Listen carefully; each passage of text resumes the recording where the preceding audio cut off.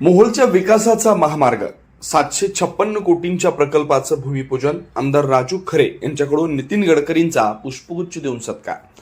मोहोळच्या विकासाला सुपरफास्ट गती 756 कोटींच्या महामार्गाचं गडकरींच्या हस्ते भूमिपूजन आमदार राजू खरे यांनी केला सत्कार।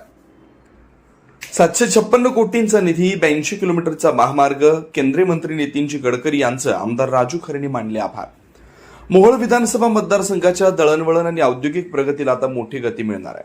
अक्कलकोट येथील नवीन बस स्थानक परिसरात आयोजित एका दिमागदार सोहळ्यात केंद्रीय रस्ते वाहतूक आणि महामार्ग मंत्री नामदार नितीनजी गडकरी यांच्या शुभ हस्ते सोलापूर जिल्ह्यातील 5 महत्त्वपूर्ण राष्ट्रीय महामार्ग प्रकल्पांचं भूमिपूजन करण्यात आलं।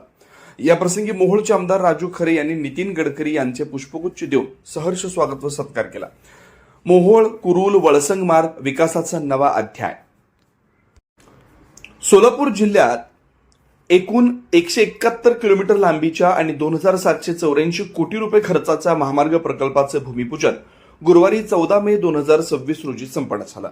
यामध्ये मोहोळ विधानसभा मतदारसंघासाठी अत्यंत महत्त्वाचा असलेला मोहोळ कुरुल बसवनगर वळसंग राष्ट्रीय महामार्ग क्रमांक 465 हा प्रकल्प केंद्रस्थानी आहे।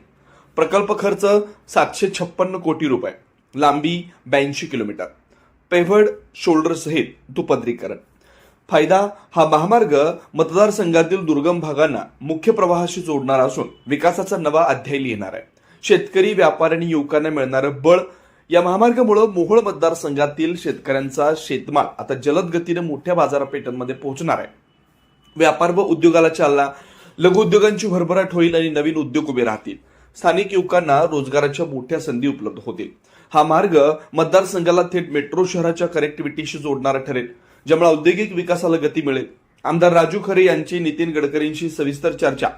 कार्यक्रमादरम्यान आमदार राजू खरे यांनी केंद्रीय मंत्री नितीन गडकरी यांच्याशी मोहोळ मतदारसंघातील प्रलंबित विकास कामांवर सविस्तर चर्चा केली।